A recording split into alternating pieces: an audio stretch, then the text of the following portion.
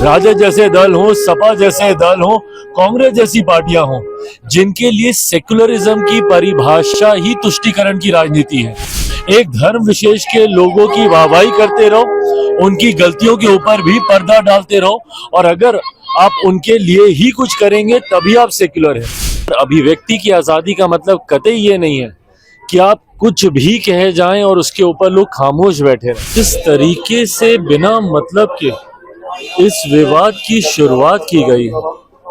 हर कोई जो इतिहास का जानकार है वो जानता है कि उस दौर में औरंगजेब के शासन काल में क्या क्या घटनाएं घटी थी, कैसी कैसी यातनाएं दी जाती थी, उनके खुद के संबंध अपने ही परिवार के लोगों के साथ क्या थे, कैसे थे।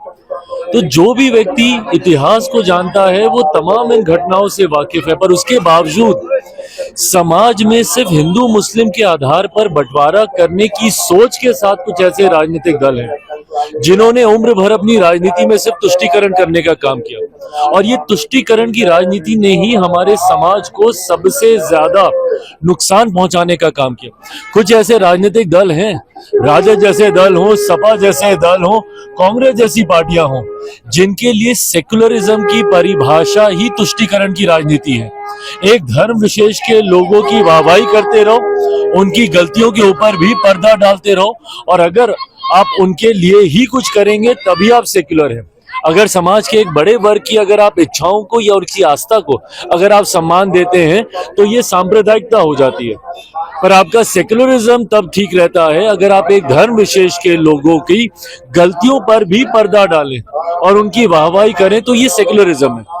इसी सोच के साथ लंबे समय तक ये राजनीतिक दल, बिहार में राजद जैसी पार्टियां, उत्तर प्रदेश में सपा जैसी पार्टियां और केंद्र में कांग्रेस जैसी पार्टियों ने सिर्फ हिंदू मुस्लिम कर करके तुष्टीकरण की राजनीति कर करके हमारे देश, हमारे समाज, हमारे प्रदेश का सिर्फ अहित करने का काम किया। सपा नेता को जेल में डालने की बात कहा जाए, क्या सच में जेल में डाल देना चाहिए सपा नेता को औरंगजेब के समर्थन? भाई मुझे नहीं पता कि जेल में डालने का इसके लिए कोई प्रावधान है कि नहीं है, पर अभिव्यक्ति की आजादी का मतलब कतई ये नहीं है कि आप कुछ भी कहे जाएं और उसके ऊपर लोग खामोश बैठे रहें। इस तरीके की भाषा का इस्तेमाल करना है, इस तरीके के शासन काल का महिमा मंडल करना, और वो भी किसके सामने आप कर रहे हैं?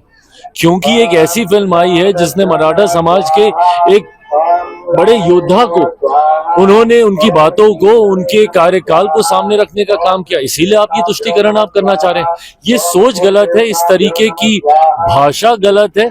अभिव्यक्ति की आजादी में कतई इसको नहीं गिना जा सकता। आपके सहयोगी जदयू के नेता समर्थन कर रहे हैं, कुछ विरोध कर रहे हैं।